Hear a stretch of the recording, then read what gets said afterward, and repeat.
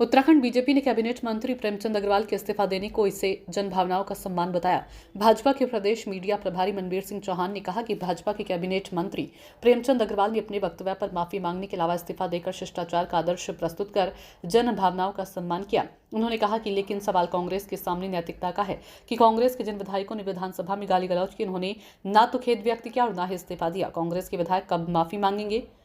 प्रेमचंद के मुद्दे पर उत्तराखंड के पूर्व मुख्यमंत्री हरीश रावत ने कहा कि भाजपा सत्ता के नशे में चूर है और जो भी जन भावनाओं का हित करना चाहेगा उसके साथ ऐसा ही होगा। उन्होंने प्रेमचंद अग्रवाल के मुद्दे पर अपनी प्रतिक्रिया तो व्यक्त की, लेकिन कांग्रेस के उन विधायकों पर कोई टिप्पणी नहीं की जिन्होंने विधानसभा में गाली गलौज की थी।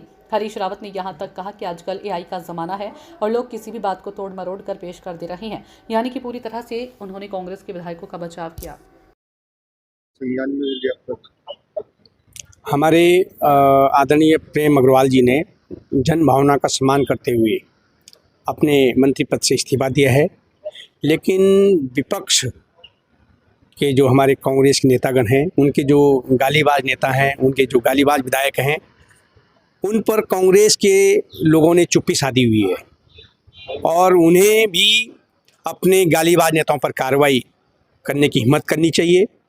और स्वयं कांग्रेस के प्रदेश अध्यक्ष सार्वजनिक रूप से उत्तराखंड की जनता पर थूकने का काम उन्होंने किया, सार्वजनिक रूप से उत्तराखंड के लोगों को गाली देने का काम किया। उसके लिए भी उन्होंने माफ़ी नहीं मांगी और न ही कांग्रेस हाईकमान ने कोई उस पर वक्तव्य दिया, न किसी प्रकार कोई कार्रवाई की। इसलिए कांग्रेस के लोगों को कुछ बोलने से पहले अपने गालीबाज नेताओं पे कार्रवाई करनी चाहिए।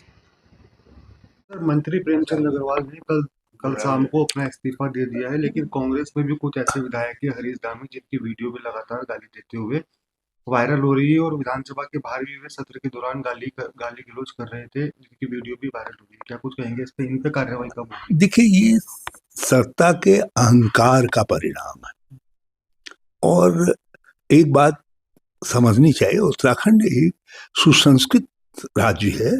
इस राज्य के अंदर कोई भी व्यक्ति यदि अपशब्दों का उपयोग करेगा, किसी भी सामाजिक समूह के लिए करे, किसी भी आंचलिकता के लिए करे, किसी भी पहचान के लिए करे, तो लोग इसी तरीके से रिएक्ट करेंगे जिस तरीके से प्रेमचंद के मामले में किया है। उत्तराखंड की यही प्रतिक्रिया होगी और उसका नतीजा भी, निष्कर्ष भी यही निकलेगा जो इस प्रेमचंद जी की कुत्सित बयान का निकला है। ये सीधी सीधी बात है, इसमें मैं नहीं जानता, या आप जाने। हाँ, आजकल AI का इस्तेमाल करके कुछ झूठी चीज़ें भी, ये छोटी छोटी जो दुकानें और पहचानें बनी हैं, उनको चलाने के लिए हो रहा है इस्तेमाल, लेकिन इसलिए मुझे और चीज़ों का मालूम नहीं। तो एक तरफ